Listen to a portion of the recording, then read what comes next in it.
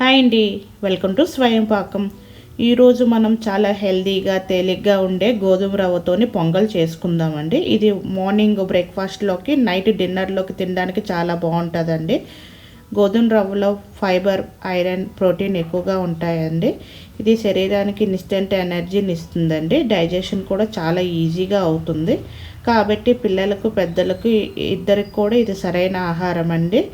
ఈ పొంగల్లో కొద్దిగా నెయ్యి వేసి వేడివేడిగా తింటే రుచి చాలా అద్భుతంగా ఉంటుందండి. మరి ఆలస్యం చేయకుండా తయారీ విధానంలోకి వెళ్ళిపోదామండి. ఇప్పుడు దీనికి కావలసిన ఇంగ్రీడియంట్స్ చూపిస్తాను. ఇక్కడ నేను ఒక అరకప్పు గోధుమ రవ్వను తీసుకున్నానండి.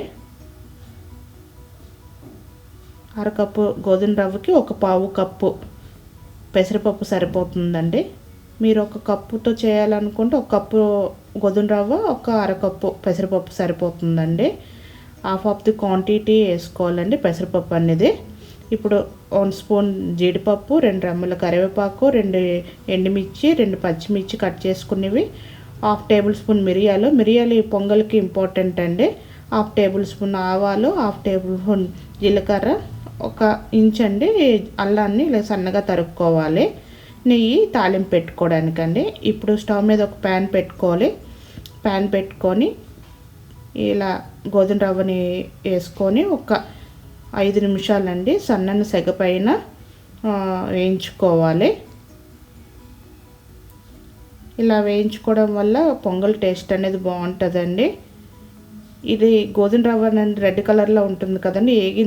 మనకు ఇలా ఏగిందని ఎలా తెలుస్తుందంటే కలర్ చేంజ్ అవుతుందండి, వైట్ కలర్లోకి టర్న్ అవుతుంది.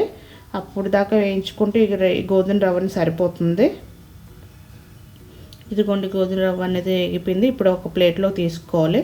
ఇప్పుడు అదే ప్యాన్లోని పెసరపప్పును కూడా వేసుకోవాలండి. పెసరపప్పుని వేసుకొని ఒక 2-3 నిమిషాలు బాగా వేయించుకోవాలి. కలర్ చేంజ్ అవ్వాలండి.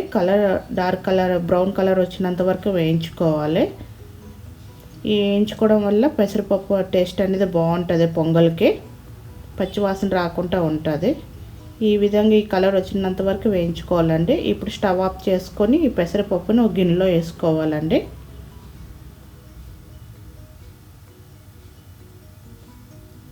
ఈ పప్పుని గిన్నెలో వేసుకున్నాక వాటర్ వేసుకొని 2-3 టైమ్స్ వాష్ చేసుకోవాలండి. వాష్ చేసుకొని ఒక నీళ్ళు పోసుకొని ఒక అరగంట పాటు నానబెట్టుకోవాలండి.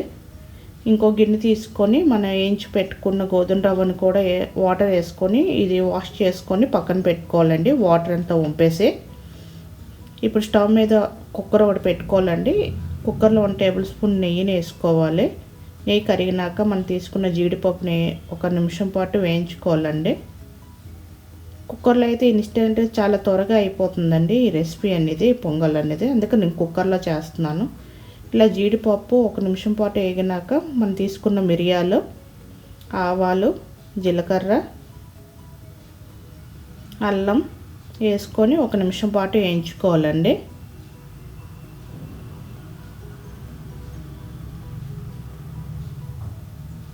ఇలా అల్లం కొద్దిగా ఎగితే సరిపోతుందండి. ఒక 30 సెకండ్లు ఎగితే సరిపోతుంది. ఇప్పుడు మనం తీసుకున్న పచ్చిమిర్చి, ఎండుమిర్చి, కరివేపాకుని వేసుకోవాలండి. వీటన్నిటిని కలిపి ఒక 2 నిమిషాల దాకా వేయించుకుంటే సరిపోతుందండి.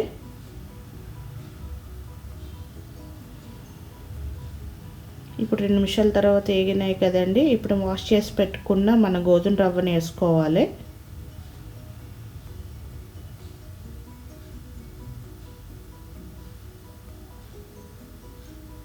ఇలా గోధుమ రవ్వని వేసుకున్నాక ఒకసారి అంతా బాగా పోపు అంతా బాగా కలిసేటట్టు ఒకసారి అంతా బాగా మిక్స్ చేసుకోవాలి.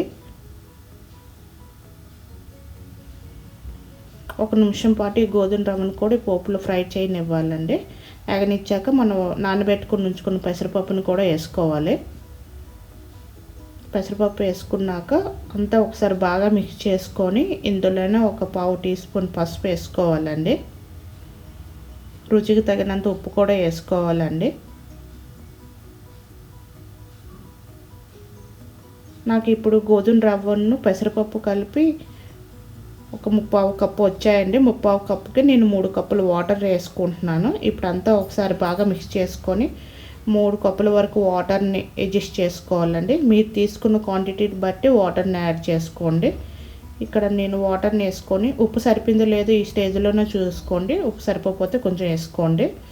ఇలా వాటర్ వేసి అంతా బాగా ఒకసారి మిక్స్ చేసుకొని కుక్కర్ లిడ్ పెట్టుకొని ఒక 3 విజిల్ ఇచ్చుకుంటే సరిపోతుందండి. 3 విజిల్లో మనకు పొంగల్ అనేది రెడీ అయిపోతుంది. ఇదిగోండి 3 విజిల్ వచ్చేసినాయి. ఇప్పుడు విజిల్ పోయినాక ప్రెషర్ పోయినాక లిడ్ ఓపెన్ చేసి చూద్దామండి. ఇదిగోండి మనకు పొంగల్ చక్కగా రెడీ అయిపోయింది.